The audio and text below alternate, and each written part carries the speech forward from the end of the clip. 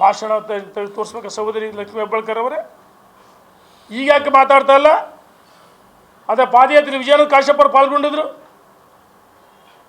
ಭಾರತೀಯ ಜನತಾ ಪಾರ್ಟಿ ನಮ್ಮ ಸರ್ಕಾರ ಇದ್ದಾಗ, ಸನ್ಮಾನ್ಯ ಯಡಿಯೂರಪ್ಪನ ಸರ್ಕಾರ ಇದ್ದಾಗ ಪಂಚಮಶಾಲಿ ಸಮಾಜದ ಹೋರಾಟ ಪಾದಯಾತ್ರೆ ಆಯಿತು. 720 ಕಿಲೋಮೀಟ್ರು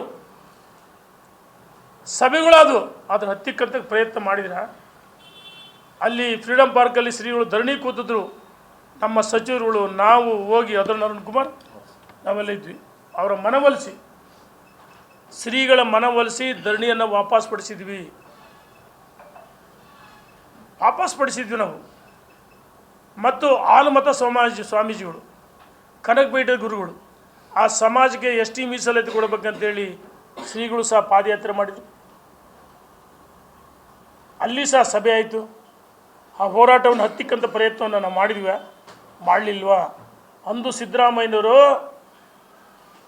ಇವತ್ತು ಆ ಸಮಾಜದ ಹೆಸರೇಳಿ ಮುಖ್ಯಮಂತ್ರಿ ಆಗಿದ್ದಾರೆ. ಮೀಸಲಾತಿ ಕೊಡೋಕ್ಕೆ ಹೆಂಗಾಗುತ್ತೆ ಅಂತ ಹೇಳಿ ವಿರೋಧ ಪಕ್ಷದಲ್ಲಿದ್ದಾಗ ಆಲಮ ಸಮಾಜಕ್ಕೆ.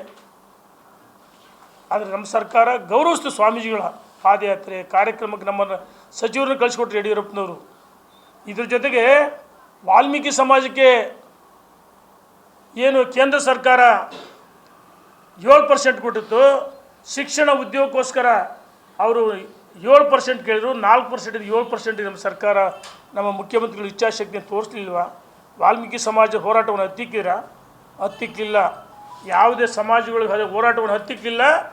ಈ ಸರ್ಕಾರ ಹೋರಾಟಗಳನ್ನು ದಮನ ಮಾಡ್ತಕ್ಕಂಥ ಪ್ರಯತ್ನವನ್ನು ಮಾಡ್ತೀವಿ. ಎಲ್ಲ ಒಂದು ಕಡೆ ಹಿಟ್ಲರ್ ಸರ್ಕಾರ ಇದು. ಈ ಸರ್ಕಾರದ ವಿರುದ್ಧ ಜನ ತಿರುಗಿ ಬೀಳ್ತಾರೆ. ನಿಮ್ಮ ಅಧಿಕಾರ ಶಾಶ್ವತ ಅಲ್ಲ. ನಿಮ್ಮ ಅಧಿಕಾರ ಪಿತ್ತ ನೆತ್ತಿಗೇರಿದೆ. ಅದಕ್ಕೋಸ್ಕರ ಶ್ರೀಗಳಿಗೆ ಸಮಾಜಕ್ಕೆ ಅಪಮಾನದ ಮಾತಾಡಿದ್ರಿ. ನಾವು ಕ್ಷಮೆಯನ್ನು ಕೇಳಬೇಕು, ಮೀಸಲಾತಿ ಕೊಳ್ಳೇಬೇಕು. ಯಾರಿಗೆ ಲಾಠಿ ಚಾರ್ಜ್ ಇದೆ ಅವರಿಗೆ ಸರ್ಕಾರ ಪರಿಹಾರವನ್ನು ಕೊಡಬೇಕಂತೇಳಿ ನಾನು ಒತ್ತಾಯ ಮಾಡ್ತೀನಿ.